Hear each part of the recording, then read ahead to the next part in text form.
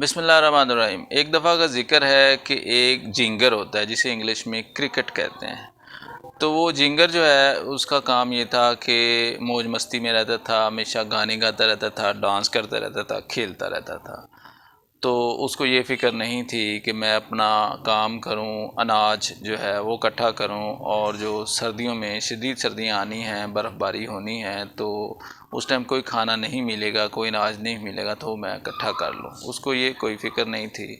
جبکہ اس کے مقابلے میں ایک چونٹی تھی، تو اس کو بہت فکر تھی کہ یہ گرمیاں ہیں، یہ اچھے دن ہیں، کام کاج کے دن ہیں، تو میں کام کروں اور اپنا اناج جو ہے، کھانا جو ہے وہ سردیوں کے لیے اکٹھا کر لوں، کیونکہ سردیوں میں شدید برف باری ہوتی تھی، پورے کھیت جو ہیں وہ برف سے ڈھک جاتے تھے۔ تو برف سے ڈھکنے کی وجہ سے وہ جو کوئی اناج جو ہے وہ آپ کو نہیں مل سکتا تھا۔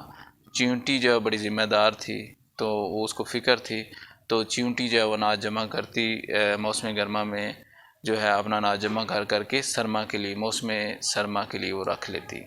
لیکن جینگر جو ہے کرکٹ، وہ یہ کرتا تھا کہ موج مستی میں رہتا تھا، گانے گاتا تھا، ڈانس کرتا تھا۔ جب سردیاں آئیں تو شدید برف باری شروع ہو گئی، کھیت جو ہے وہ برف سے ڈھک گئے۔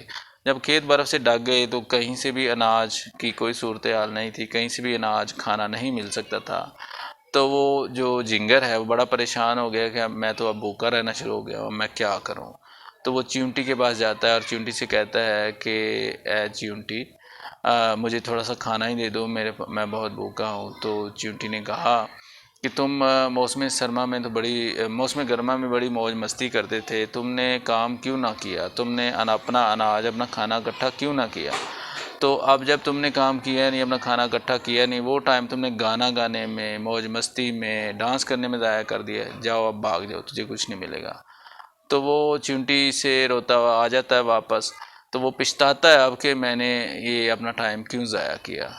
تو اس کہانی کا نتیجہ یہ ہے کہ انسان کو محنت کرنی چاہیے، محنت مشقت جو ہے وہ جاری رکھنی چاہیے، اس کو اپنے آنے والے فیوچر جو ہے اس کی فکر ہونی چاہیے، آنے والے وقت کی فکر ہونی چاہیے۔